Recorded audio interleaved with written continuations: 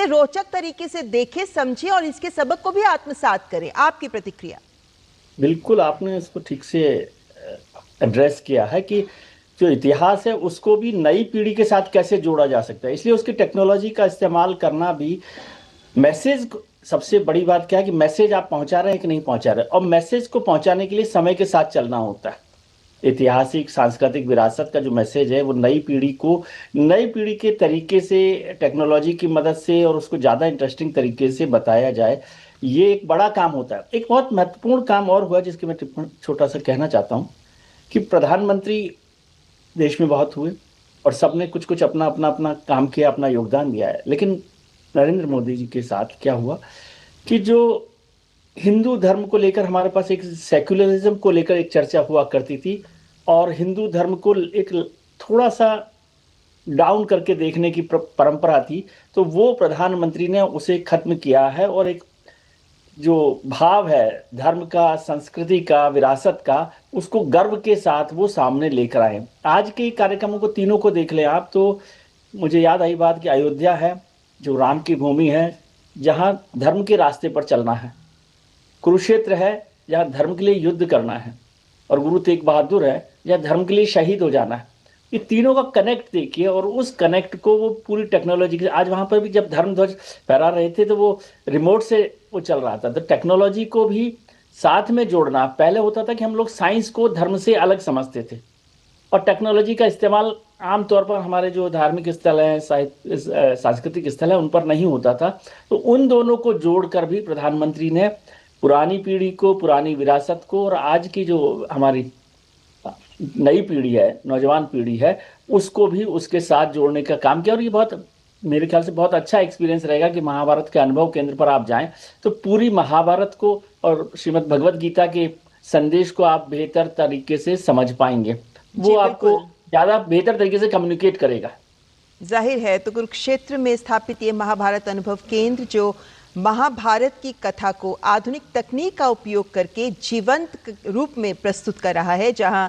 3D और digital technology का use किया जा रहा है ताकि महाभारत की जो युद्ध की घटनाएं हैं, जो विभिन्न प्रसंग हैं, उन्हें डिजिटल माध्यम से प्रस्तुत किया जाए। यहाँ लाइट, साउंड और लेज़र टेक्नोलॉजी का भी यूज़ किया जा रहा है, जिससे युद्ध का माहौल और घटनाएं इतनी यथार्थवादी हो जाएं कि देखने वाला अपने आप को उसी युग में पहुंचा पाए। इसी के साथ टच इंटरैक्टिव डिस्प्लेस भी यहाँ दिए गए हैं। एक तरीके का इमर्सिव रूम भी है यहाँ, जहाँ पे इलेक्ट्रिक डिस्प्लेस हैं इमर्सिव रूम्स में, जहाँ आप उन रूम्स में इस ऐसा अनुभव करते हैं जैसे आपको लगता है कि आप जो सामने घटित हो रहा है उसका हिस्सा बन गए हैं। और इसी तरीके से काइनेटिक्स इंस्टॉलेशंस भी की गई हैं, जिसमें महाभारत के विभिन्न दृश्य और घटनाओं को गतिशील रूप में प्रस्तुत किया जा रहा है। अशोक जी, हम ये बातें सुनते आ रहे हैं कि किस तरीके से आज के आधुनिक दौर की चीज़ों को भी हम प्रस्तुत कर रहे हैं, लेकिन हम अपने इतिहास के पन्नों को भी सामने ला रहे हैं, और यहाँ तो हम अपनी सांस्कृतिक विरासत की बात कर रहे हैं।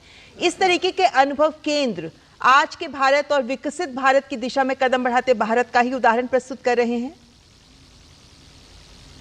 बिल्कुल, देखिए, ये जो हमारी सांस्कृतिक विरासत है, जो धरोहर है हमारी, इसको भुलाने का भी बहुत बड़ा प्रयास किया गया था। और हम जानते हैं कि जिस तरह के कुछ इतिहासकार स्वतंत्रता के बाद भारत के पटल पर उभरे, और उन्होंने जिस तरह से एक साजिश के तहत पूरी भारतीय विरासत, संस्कृति, उसको मिटाने की कोशिश की या उसको तोड़ मरोड़ कर पेश करने की कोशिश की, पूरे इतिहास को, तो उसमें कहीं पर भी रामायण की बात करें या महाभारत की बात करें, उसको ये फिगमेंट ऑफ इमेजिनेशन कहा गया। ये तो एपिक्स हैं, ये तो नाटक लिखे गए हैं, इसमें कोई सत्यता नहीं है। ये प्रोपेगेंडा लगातार भारत में हुआ है, लेकिन भारत की जो जनता है वो उस विरासत को कभी भुला नहीं पाई। सदियों से ये जो विरासत थी उसको एक पीढ़ी ने दूसरी पीढ़ी को सुनाकर जीवित रखा। और आज जैसा अभी हम बात कर रहे थे कि नई तकनीक आने के बाद से हमने उस विरासत को फिर से जिंदा किया है, और आने वाली पीढ़ियों के लिए जिस तरह से तकनीकी के सहारे उसको आगे आने वाली हजारों पीढ़ियों के लिए भी हमने एक भूमि तैयार की है। अगर मैं एक चर्चा करूं तो अगर जब भी सिनेमा इस देश में आया तो सबसे पहले सिनेमा में भी रामायण महाभारत और महाराजा हरिश्चंद्र, उस सारी विरासत को पर्दे पर लाकर जनता के सामने रखा गया ताकि वो एक तरह से जिंदा रह सके। रामलीला होती हैं और हमने देखा कृष्ण लीला, तो ये सब चलते चलते सदियों से जो हमारी संस्कृति थी वो जीवित रही। और आज इस विरासत को और नई तकनीक के साथ फिर से प्रस्तुत किया जा रहा है ताकि आने वाली पीढ़ियां जो नई तकनीक को ज्यादा विश्वास लेती हैं वो भी उस विरासत को अच्छी तरह से समझ सकें और उससे ये कुछ जो एक संदेश है गीता का, रामायण का संदेश है, ये सब को भी वो आत्मसात कर सकें। और मैं देख रहा हूं कि अभी नई पीढ़ी में नया एक तरह से उत्साह आ रहा है, वो इस तरह के कॉमिक भी पढ़ रहे हैं, वो इससे जुड़े हुए जितनी भी इलेक्ट्रॉनिक डिवाइसेस से महाभारत और रामायण के प्रसंग है उनको पढ़ रहे हैं, उसमें रुचि ले रहे हैं। तो ये जो अभी इस दौरान हम देख रहे हैं, पिछले 11 साल में प्रधानमंत्री नरेंद्र मोदी ने इस दिशा में जो प्रयास किए हैं, चाहे वो राम मंदिर का हो, चाहे हम देखें आज का जो कार्यक्रम हो रहा है, जितने भी इस प्रकार से सांस्कृतिक विरासत को फिर से देश की जनता ही नहीं बल्कि दुनिया के सामने प्रस्तुत किया जा रहा है। मैं यहाँ पर एक बात कहना चाहूंगा कि भारत का जो योग है, योगा जिसको हम कहते हैं, उसको अंतरराष्ट्रीय स्तर पर एक संयुक्त राष्ट्र संघ द्वारा उसकी स्वीकृति प्रदान करके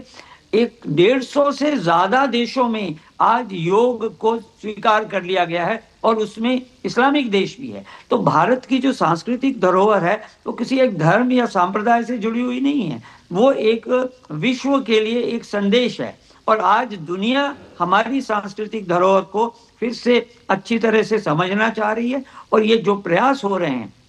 चाहे राम मंदिर का हो या फिर आज कुरुक्षेत्र का हो, ये दुनिया भर में जितने भी एक जागरूक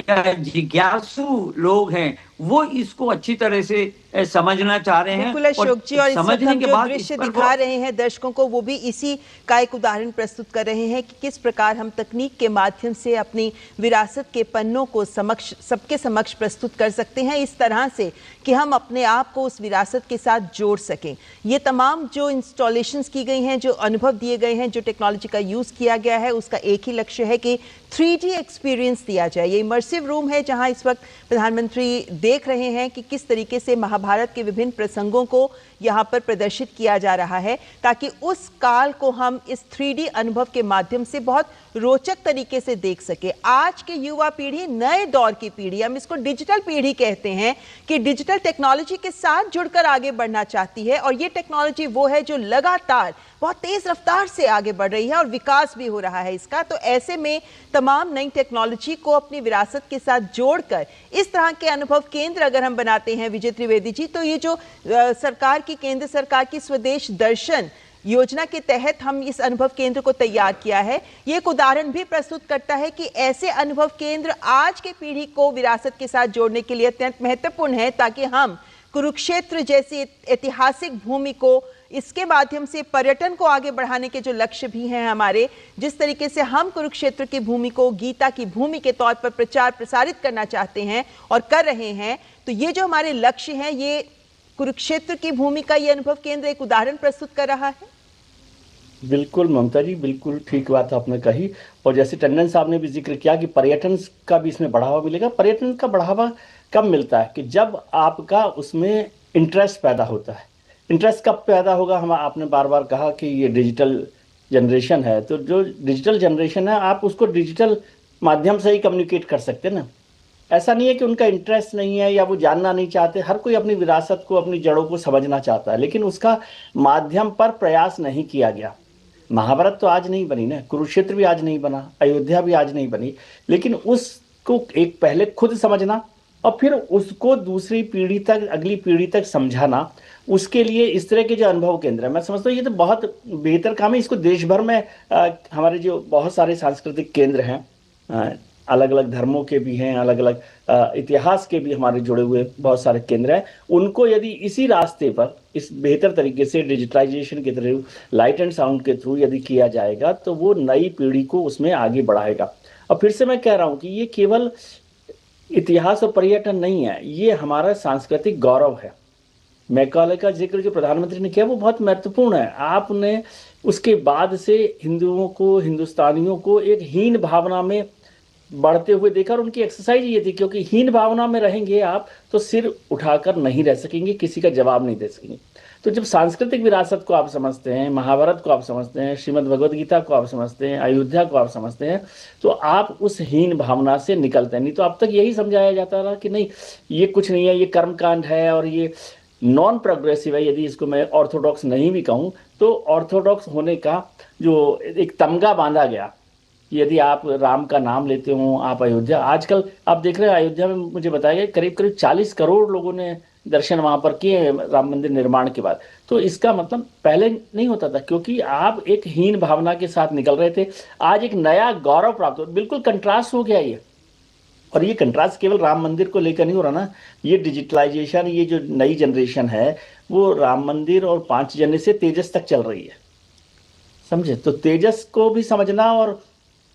गीता के जो संदेश है उसको भी समझना, और उसमें साइंस का, टेक्नोलॉजी का इस्तेमाल करके हम अपनी नई पीढ़ी को जो कनेक्ट कर रहे हैं। मैं समझता हूँ कि पूरे देश भर में पर्यटन मंत्रालय भी और जो हमारे सांस्कृतिक मंत्रालय हैं वो दोनों मिलकर इस पर काम करें,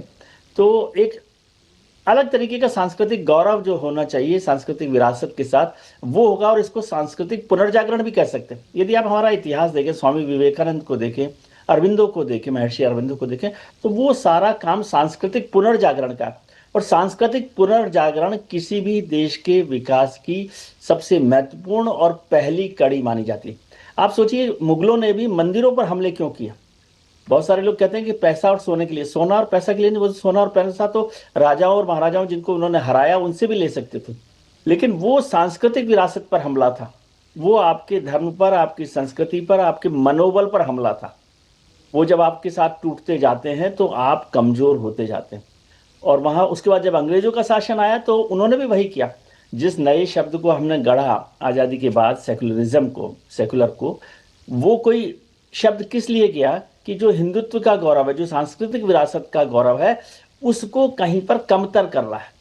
मैं ये नहीं कह रहा कि सेकुलर लोग धर्म के विरोधी हैं, लेकिन धर्म को, धर्म के गौरव को समझना, तो ये पूरे रास्ते को समझना पड़ेगा। जो 1000 साल की बात बार बार आप करते हैं ना, तो वो 1000 साल में कोई हर दिन हमले थोड़ी होते रहे, लेकिन वो हर दिन आपकी सांस्कृतिक जो गौरव है उस पर हमला होता रहा। मंदिरों पर, हमारे जो धार्मिक स्थान है उन पर हमला, उनको तोड़ना, मैं उस प्रवृत्ति को मानता हूं कि इसको आप कमजोर कर देंगे तो कहीं पर भी आप लंबे समय तक शासन कर सकते हैं, राज कर सकते हैं। बिल्कुल सही बात है। सांस्कृतिक पतन जड़ों को खोखला कर देता है, किसी भी राष्ट्र की जड़ों को खोखला कर देता है, और यही जो हमला किया गया उसी के बाद अब जब सांस्कृतिक पुनर्जागरण का दौर देश में जारी है तो ये इसी महत्ता को दिखाता है कि हमें अपनी संस्कृति की जड़ों से जुड़ना होगा, तभी हम एक विकसित राष्ट्र की दिशा में सफल हो सकते हैं, क्योंकि वही राष्ट्र सफल हो पाए हैं जिन्होंने अपने इतिहास और अपनी विरासत पर गर्व किया है। और ऐसे में यहाँ पर जब प्रधानमंत्री कुरुक्षेत्र में इस महाभारत अनुभव केंद्र का दौरा कर रहे हैं और इस वक्त स्मृति पट्टिका पे अपने विचार अंकित कर रहे हैं, हम देख सकते हैं कि यहाँ पर भी कुरु वंशावली भी दिखाई गई है, महाभारत का पूरा इतिहास, क्योंकि ये कुरु साम्राज्य, ये कुरुक्षेत्र जो है, ये कुरु राजा जो कुरु थे, कुरु राजा का ही कर्म क्षेत्र रहा था ये, जिसमें हालांकि उस वक्त कुरुक्षेत्र यानी राजा कुरु का जो साम्राज्य था वो काफी विराट था, उसमें हस्तिनापुर भी आता था, इंद्रप्रस्थ भी, कुरुक्षेत्र यानी धर्म क्षेत्र, महाभारत युद्ध का स्थल भी उसमें शामिल था, जो कहे तो आज के हरियाणा, दिल्ली या फिर पश्चिमी उत्तर प्रदेश तक का हिस्सा जहां तक कुरु साम्राज्य फैला हुआ था। लेकिन ये वो अनुभव केंद्र है जहां ये कुरु साम्राज्य के बारे में, कुरु वंशावली के बारे में, क्योंकि वहीं पर आगे धृतराष्ट्र हुए, पांडु हुए, जिसके बाद आगे हम देख सकते हैं कि किस तरीके से महाभारत तक की जो कथा है उसके विभिन्न प्रसंगों को भी यहाँ दिखाया गया। आप देख सकते हैं ये दृश्य जहाँ दुर्योधन युधिष्ठिर के साथ चौसर खेलते हुए, और ये तमाम वो बातें हैं, ये वो बिंदु हैं जिनसे मुझे लगता है अशोक जी की एक ये भी तो बात समझनी जरूरी है कि ये मात्र एक स्थान नहीं है, एक पर्यटन स्थल ही नहीं है, बल्कि महाभारत के इतिहास के साथ उसके दर्शन को भी समझना, उसे भी आत्मसात करना और उसको भी स्पष्टता से सबके समक्ष